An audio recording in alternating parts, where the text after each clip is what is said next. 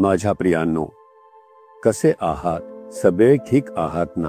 प्रभू येशू ख्रिस्त तुमच्यावर खूप लक्ष ठेवून आहेत. माझी मुले नेहमी आनंदी राहावीत, त्यांना अगदी लहान सुद्धा गोष्ट त्रास देऊ नये आणि त्यांना लगेचच उत्साहित करावे याकडे तो खूप लक्ष देतो. म्हणूनच तो दररोज तुमच्याशी बोलतो. येशूंसोबत चालणे किती मोठे भाग्य आहे. प्रभू सोबत चालताना तो आपल्याशी बोलेल आणि आपणही त्याच्याशी बोलू शकतो. जसे दोन जण चालायला गेले की ते दोघंही बोलतच असतात, तसेच येशूंसोबत चालणेही आहे.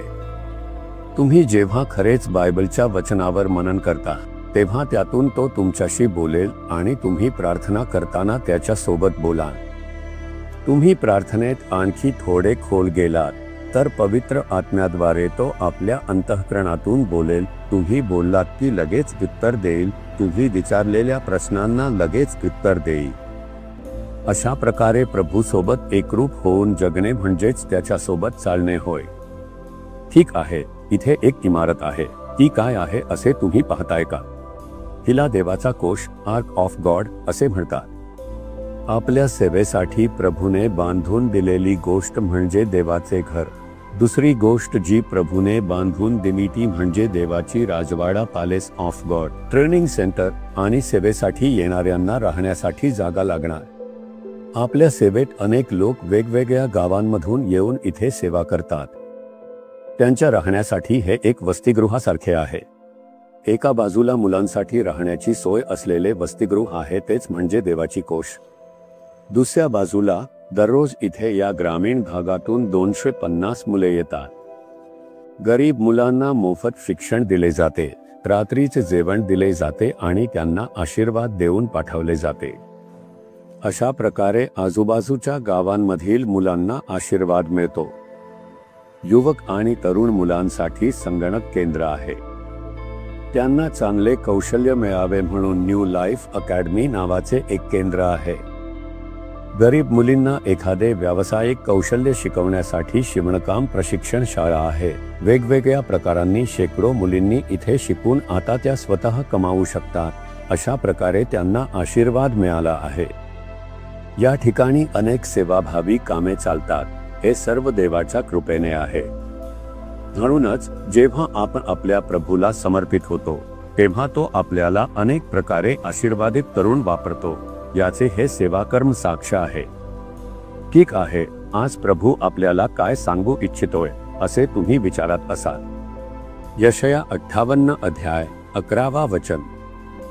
तू भरपूर पाणी दिलेल्या मयांप्रमाणे होशील, पाणी कधी न आटणाऱ्या झऱ्याप्रमाणे होशील. प्रभू देणारा एक आशीर्वाद म्हणजे तू पाण्याने सिंचित बागेसारखा राहशील असे आहे. एकदा मी अमेरिकेत गेलो होतो.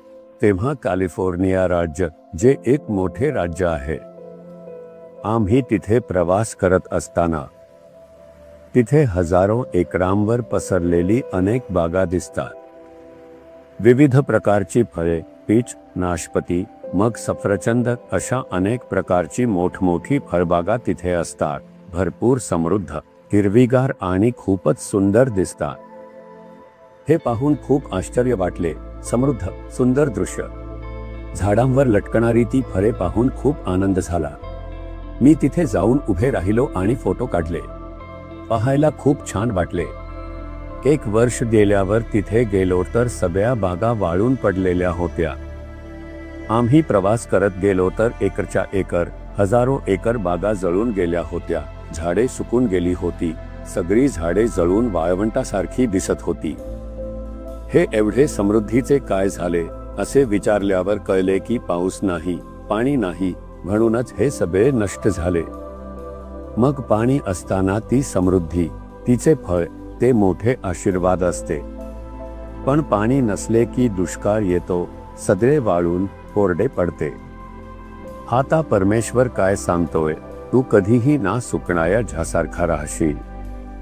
पाण्याने सिंचित बाग जशी किती समृद्ध असते तशीच तूही समृद्ध राहशील. तू दुष्काळात त्रासणारा माणूस राहणार नाहीस. समृद्ध राहशील हेच परमेश्वराचे वचन आहे. आपण कुठे आहोत? फक्त आर्थिक अडचणी, कर्जाच्या समस्येत, संकटातच आहोत असे तुम्ही म्हणता का? विचार करा. परमेश्वराची इच्छा आहे की तुम्ही पाण्याने सिंचित बागेसारखे समृद्ध व्हावे. कधीही ना सुकणाऱ्या झासारखे तुम्ही नेहमी आनंदी, सुखी आणि त्या आशीर्वादात राहावे. तो आशीर्वाद नाही मिळत असेल तर विचार करायला हवे, कारण परमेश्वराला अशा प्रकारे आशीर्वाद द्यायचा आहे. पण जर तो आशीर्वाद नसेल, तुम्ही दारिद्र्य, अडचण, आर्थिक संकट यात अडकले असाल तर चूक आपल्यातच असावी. मग आपल्याला मनापासून पश्चाताप करायची गरज आहे, विश्वास ठेवायची गरज आहे, अर्पण करायची गरज आहे. तुम्ही अर्पण करा आणि प्रार्थना करा. तुमचे आयुष्य ओलसर बागेसारखे समृद्ध होऊन जाईल. हेच तर परमेश्वर वचन देतोय. माझ्या मुला मुली, आता तू कदाचित सुकलेल्या झाडासारखा असू शकतोस किंवा वाळलेल्या झाडासारखा असू शकतोस. आता तू सर्व काही गमावलं आहेस, म्हणजेच वाळलेल्या बागेसारखा आहेस. मी तुला समृद्ध बागेत रूपांतरित करीन, आशीर्वादित बागेत रूपांतरित करीन. तुझ्या झऱ्या मी वाढवीन आणि समृद्धीचे आदेश देईन, असे परमेश्वर सांगतोय. तुम्ही विश्वास ठेवता का? सुकलेल्या जीवनातून आपले जीवन समृद्ध जीवनात रूपांतरित व्हावे म्हणूनच त्याने क्रूस वाहिला आणि रक्त सांडले. आपल्यावर असलेले प्रेम, तुमच्यावर असलेले प्रेम. तुम्ही विश्वास ठेवा. प्रभू, माझे जीवन पाण्याविना कोरडे पडलेले बागेसारखे आहे. माझे जीवन कोमेजलेल्या बागेसारखे आहे. समृद्धी नाही, मी तसाच सुकत चाललोय. पण तुम्ही वचन देता की मी तुला समृद्ध बाग बनवीन. त्या आशीर्वादाला मी स्वीकारतो, मी विश्वास ठेवतो. तुम्ही असे म्हणता का? तुमच्या हृदयावर हात ठेवा आणि म्हणा, येशू, माझे जीवन जळून गेल्यासारखे आहे, सुकून गेल्यासारखे वाटते, पण आज तुम्ही वचन दिले आहे, मी तुला समृद्ध बनवी. प्रभू, आजच माझ्या आयुष्यात चमत्कार घडू दे. माझे जळून गेलेले आयुष्य समृद्धतेने भरा. समृद्ध बागेसारखे माझे आयुष्य आशीर्वादित कर. मी विश्वास ठेवतो, त्या आशीर्वादाची अपेक्षा करतो. येशूच्या नावाने आमेन, आमेन.